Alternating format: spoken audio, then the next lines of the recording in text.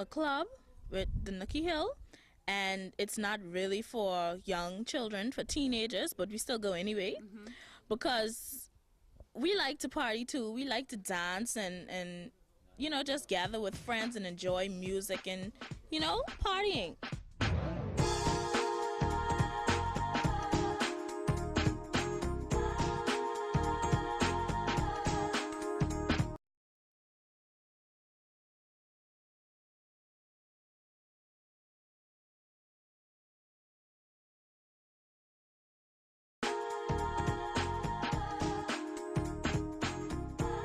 Okay, continuing on the theme of what young people do here on Grand Turk and what activities there are for them.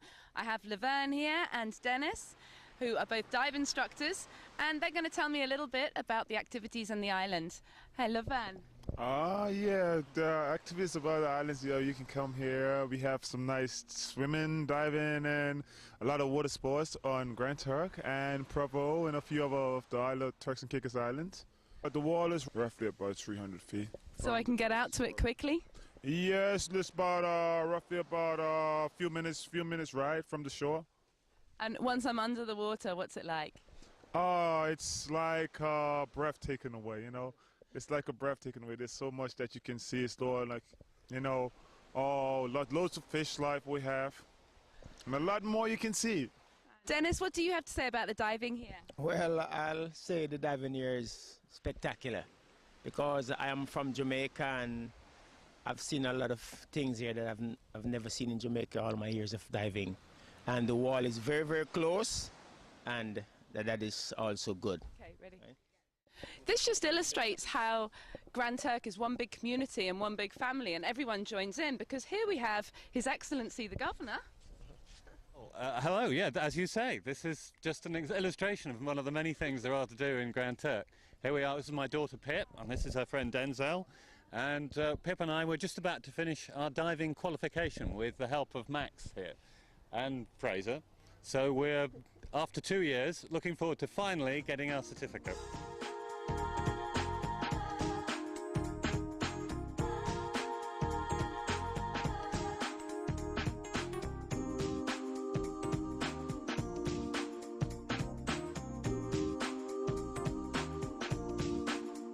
Front Street, as it is well known, was originally actually the second street on the western coast of Grand Turk. The original Front Street was destroyed in the hurricane in the 1920s, which actually receded the coastline about 50 feet or so. So this originally was the second street rather than Front Street. Damien, you're about to take me up to the lighthouse, another historic monument.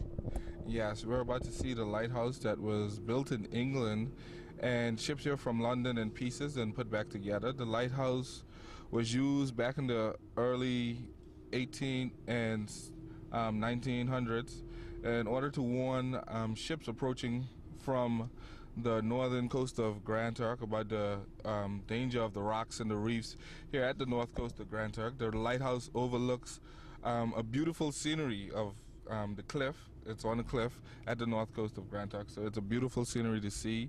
It's not in use anymore. It was lit manually, but it became electronic, I think, in the 1970s, I think it was. So, but it's not currently in operation at the moment.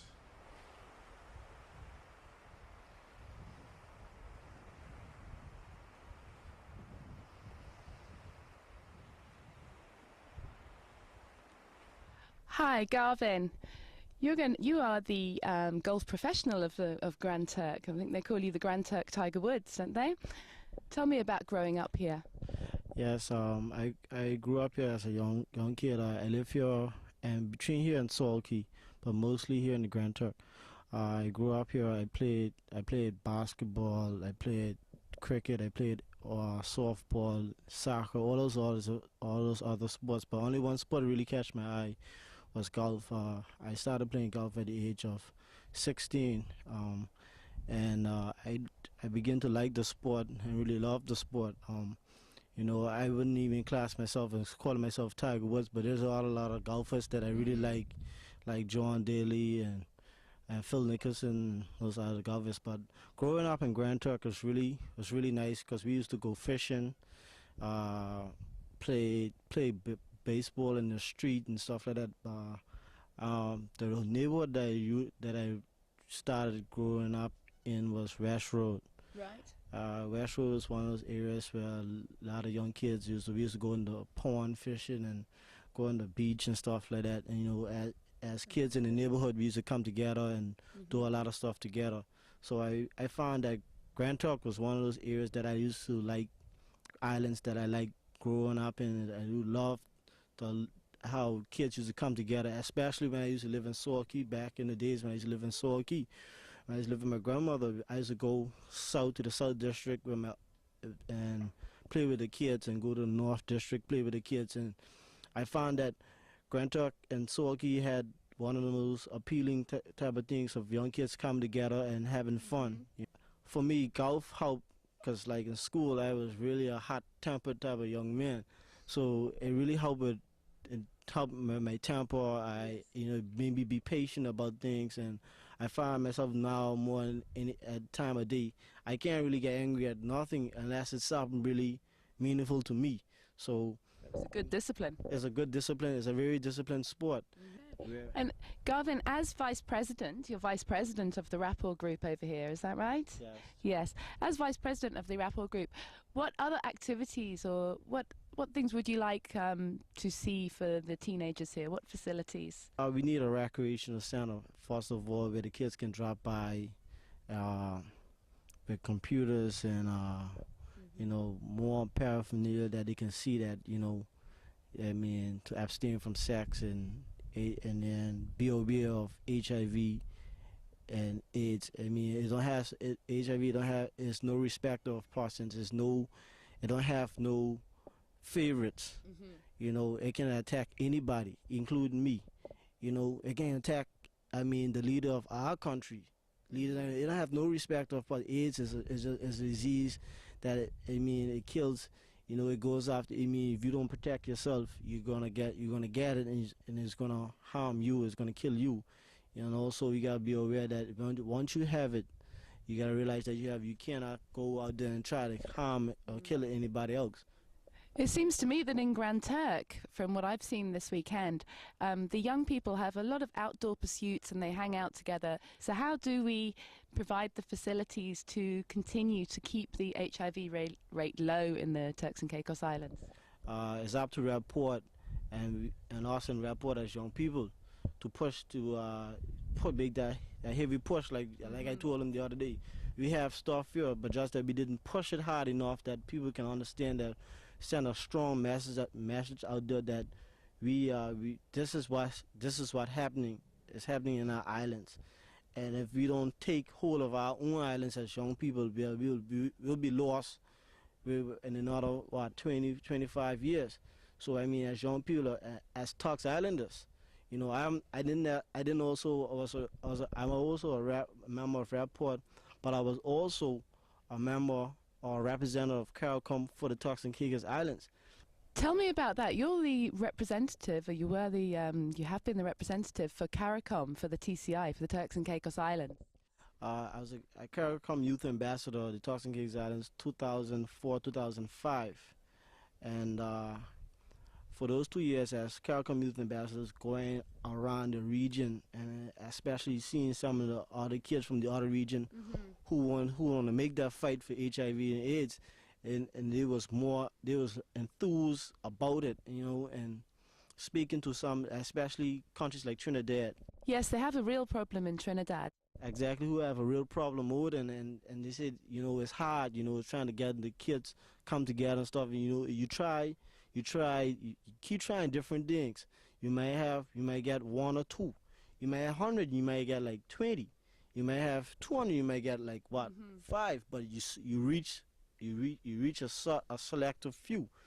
But what I told a lot of adults is that we need to reach young people in different ways. Now young people like sports. Now young people like to go on the computer and do research.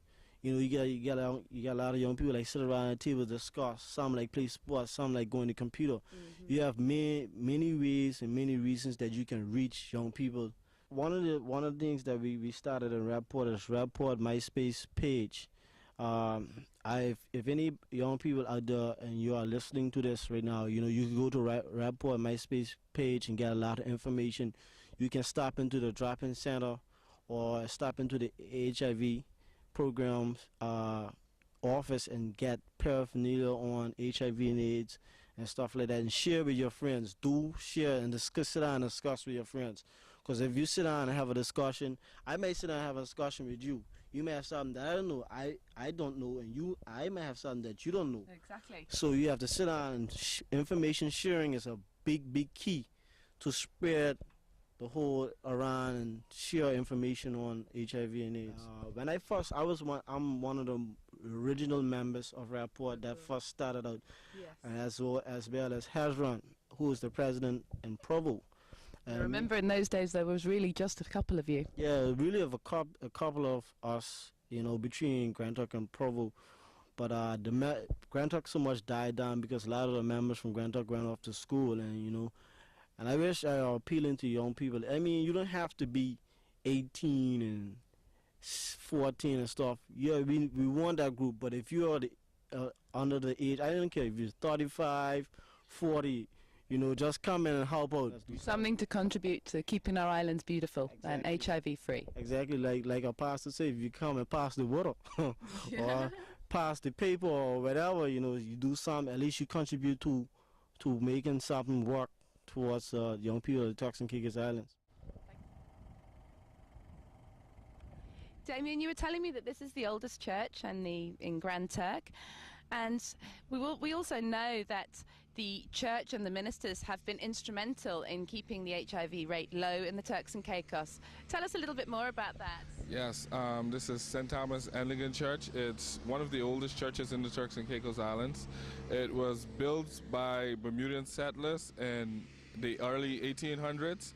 And like you said, you know, religion plays a big part in everyday life here in the Turks and Caicos Islands. I mean, even those people who aren't Christians go to church on a regular basis. So church groups are very instrumental in playing a part in preventing the spread of HIV/AIDS, because then you have like church youth groups that do church socials like every Friday night.